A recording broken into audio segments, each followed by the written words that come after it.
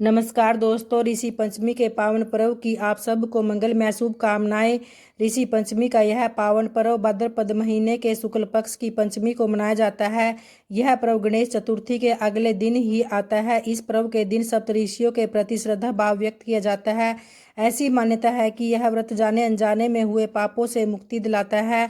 तो आइए जानते हैं ऋषि पंचमी के पावन व्रत की पूजा विधि के बारे में। ऋषि पंचमी व्रत धारण करने वाले को सुबह जल्दी उठकर पवित्र नदी में स्नान करना चाहिए। शास्त्रों में कहा गया है कि ऋषि पंचमी वाले दिन व्यक्ति को पवित्र नदी में स्नान करना चाहिए। अगर ऐसा संभव नहीं है तो आप अपने घर में भी जल में थोड़ा गंगा जल मिलाकर स्नान कर सकते हैं। आज के दिन लठ के जीरे के पत्तों का रस निकाल कर पानी में मिश्रित कर स्नान करना चाहिए।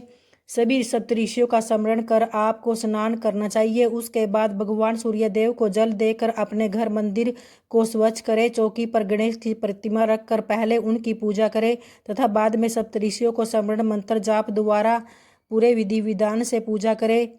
फिर अपने व्रत का संकल्प पुष्प लेकर करें। चौकी पर लाल पीले रंग का वस्त्र बिछाना चाहिए। फिर उसके बाद आपको चौकी पर सप्तऋषियों की प्रतिमा व कलश स्थापित करें। अगर आपको सप्तऋषियों की प्रतिमा न मिले तो आप मिट्टी के छोटे छोटे 7 डले लेकर उनकी भी पूजा कर सकते हैं। 7 डले सप्तऋषियों को तथा 8वां रूप अरुंधति माता को अर्पित करें। इसके अलावा आप गणेश जी की स्थापना करके उनकी सबसे पहले पूजा करें। इसके बाद कलश रखें। कलश में आपको पुष्प सिक्का चंदन आदि डालें। इस व्रत में किसी भी हल द्वारा जोते गए अन्न का प्रयोग नहीं करना चाहिए, इसलिए अक्षत का प्रयोग न करें।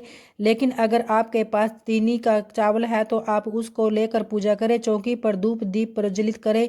शुद्ध घी हो, लेकिन गाय का घी नहीं होना चाहिए। भैंस के घी द्वारा आपको पूजा करनी है।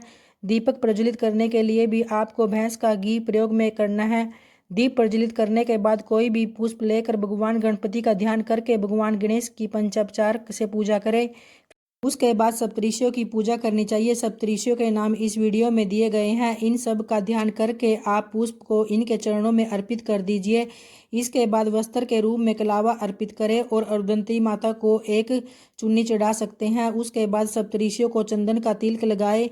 फिर पूरे विधि विधान से पूजा करें। सप्तऋषियों को आप अन्न का भोग न लगाए, फल का भोग आप उन्हें लगा सकते हैं। उसके बाद व्रत कथा सुने तथा पूजा के बाद आरती उतार कर प्रसाद को सभी में वितरण करें।